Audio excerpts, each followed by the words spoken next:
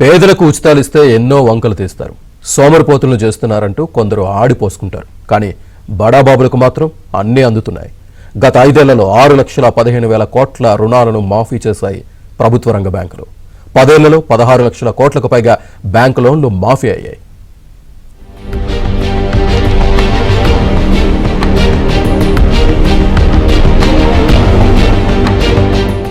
రైతులకు రుణమాఫీ చేయటం సాధ్యం కాదంటుంటారు.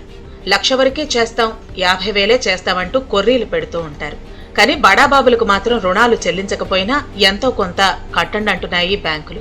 5 ఏళ్లలో ప్రభుత్వ రంగ బ్యాంకులు లక్షల కోట్ల మేర రుణాల్ని సాంకేతికంగా రద్దు చేశాయి. అంటే లోన్ టైర్ ఆఫ్ చేశాయన్నమాట. ఈ మేరకు కేంద్ర ఆర్థిక శాఖ సహాయ మంత్రి పంకజ్ చౌదరి ఈ విషయాల్ని పార్లమెంట్లో వెల్లడించారు. ఏకంగా 6,15,647 కోట్లు రుణాల్ని రైట్ ఆఫ్ చేసినట్లు తెలిపారు. రుణాల రైట్ ఆఫ్ రుణమాఫీ కిందికి రాదని, ఇది ఆర్థిక పరమైన ప్రక్రియ మాత్రమేనని మంత్రి చెప్పారు.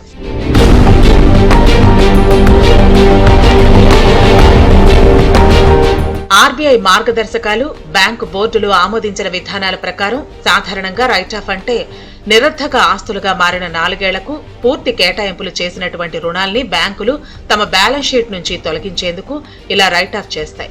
మరో సులభ భాషలో చెప్పాలంటే బ్యాంకు లేదా ఆర్థిక సంస్థ ఏదైనా బకాయి ఉన్న లోన్ను తిరిగి వసూలు చేయటం దాదాపు అసాధ్యమని నిర్ధారించినప్పుడు ఆ లోన్ మొత్తాన్ని తమ అకౌంటింగ్ పుస్తకాల నుంచి అధికారికంగా తొలగిస్తుంది. లోన్ రైట్ ఆఫ్ అంటే సదరు రుణగ్రహీతకు మాఫీ ఇచ్చినట్లు కాదు. ఇప్పటికీ సదరు రుణగ్రహీత తిరిగి చెల్లించాల్సిన బాధ్యత ఉంటుంది. బ్యాంకులు తమ బ్యాలెన్స్ షీట్ ను క్లియర్ గా ఉంచుకునేందుకు, మొండి బకాయిల భారం తగ్గించుకునేందుకు ఈ చర్య చేపడతాయి. రైట్ ఆఫ్ చేసినప్పటికీ రుణగ్రహీత క్రెడిట్ స్కోరుపై ప్రతికూల ప్రభావం ఉంటుంది. ఇది భవిష్యత్తులో వారికి లోన్లు అందకుండా అడ్డుకుంటుంది. ఒకసారి రైట్ ఆఫ్ చేశాక లోన్లు తిరిగి చెల్లించడం దాదాపు ఉండదు.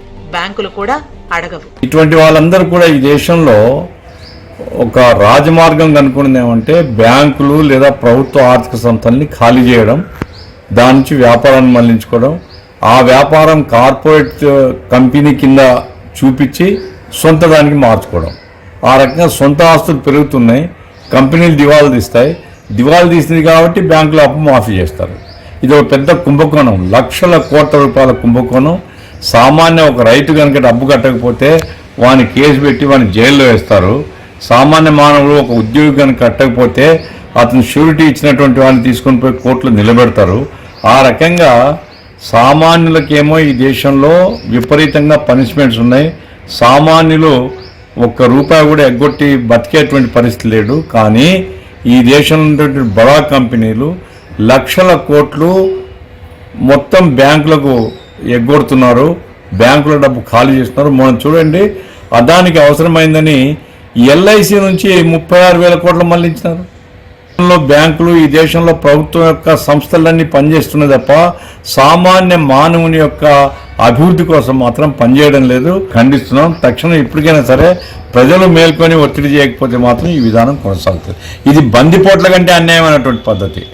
బందిపోట్ల కనిష్టపడాల్సిన పని లేదు. వాళ్ళు సులభంగా బ్యాంకులు తలుపులు తెరిచి ఇచ్చేయడం డబ్బులు, ఇది చాలా దారుణం అనేసి నేను భావిస్తున్నాను.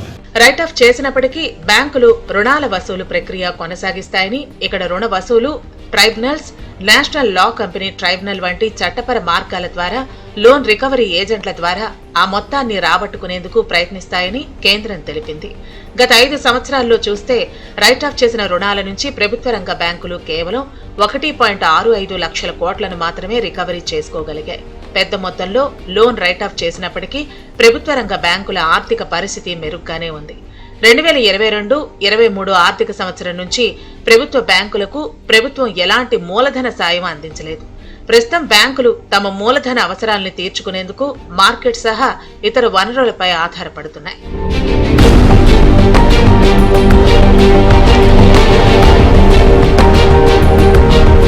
మొండి బకాయిలు వసూలు కాకపోవడంతో గత 10 ఏళ్లలో ఏకంగా 16,35,000 కోట్లను రైట్ ఆఫ్ చేశాయి బ్యాంకులు. కొందరు బడా వ్యాపారులు సైతం బ్యాంకుల దగ్గర కోట్లలో రుణాలు తీసుకుని కట్టకుండా ఎగ్గొడుతున్నారు. బ్యాంక్ బుక్స్ క్లియర్ చేసుకునేందుకు రైట్ ఆఫ్ చేయాల్సి వస్తోంది. ఈక్విటీ బాండ్లను జారీ చేయడం ద్వారా ప్రభుత్వ బ్యాంకులు 2022-25 మధ్య కాలంలో 1.79 లక్షల కోట్లను సమీకరించుకున్నాయి. బ్యాంకింగ్ ఫ్రాడ్ లో మోసగాళ్లు 3,588 కోట్లు కొల్లగొట్టగా 238 కోట్లు తిరిగి వసూలైందని మంత్రి వివరించారు.